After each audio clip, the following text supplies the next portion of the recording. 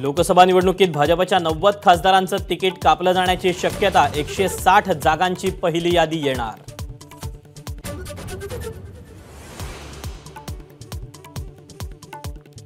बाबरी मशीद खटल्यातील मुस्लिम पक्षकार इक्बाल अन्सारींना राम मंदिर सोहळ्याचं आमंत्रण।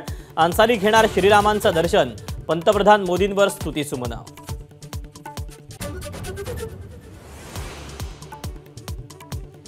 पुण्यातला कुख्यात गुंड शरद मोहोळ गोळीबारात ठार। ससून रुग्णालयात उपचारादरम्यान मोहोळचा मृत्यू।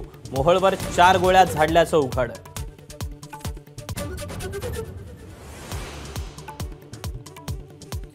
भाजप आमदार सुनील कांबळेंचा ससून रुग्णालयात राडा। राष्ट्रवादी वैद्यकीय कक्षाच्या प्रमुखासह पोलीस कर्मचाऱ्याच्या कानशिलात लगावली। मारहाण केल्याचा कांबळेंकडून इन्कार।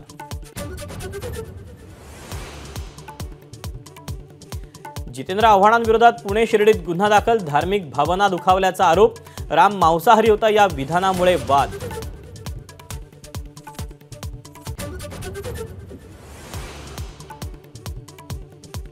जितेंद्र आव्हाडांचं विधान मूर्खपणाचं लक्षण। देवेंद्र फडणवीसांचा आव्हाडांवर हल्लाबोल।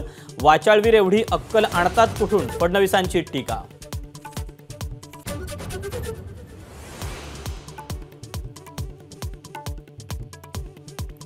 आमदार रोहित पवारांच्या बारामती अॅग्रोवर ईडीचे छापे। मुंबईसह 6 ठिकाणी छापेमारी।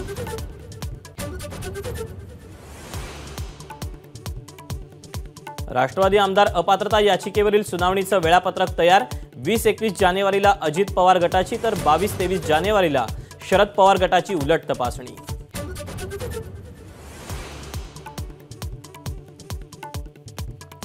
संभाजीनगर शहरात संध्याकाळी मुसळधार पाऊस तर बुलढाण्याच्या खामगावमध्ये देखील आषाढ महिन्यासारखा पाऊस।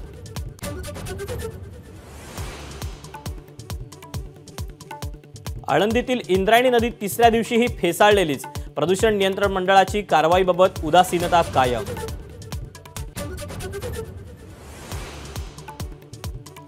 ठाण्यातील रेव पार्टी प्रकरणात आणखी 3 जणांना अटक। मूळ जागा मालकाचा शोध सुरू।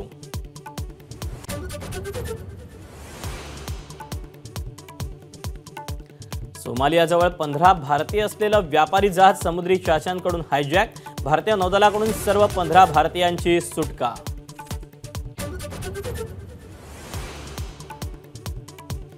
इस्रोच्या आदित्य L1 मोहिमेचा महत्त्वाचा टप्पा। उद्या आदित्य L1 लँग्रेज पॉइंट जवळ पोहोचणार। आदित्य L1 5 वर्ष सूर्याचा अभ्यास करणार।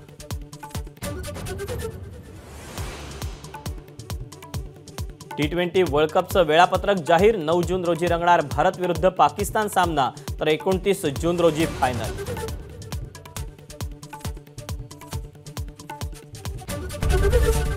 एबीपी माझा, उघडा डोळे बघा नीट।